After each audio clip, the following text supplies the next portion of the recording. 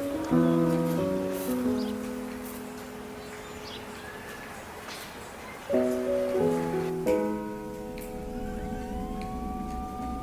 is New York, a miracle city, a city of tall buildings, narrow, dark streets, magnificent parks, the commercial, financial, trading, and cultural heart of a great nation, the United States of America.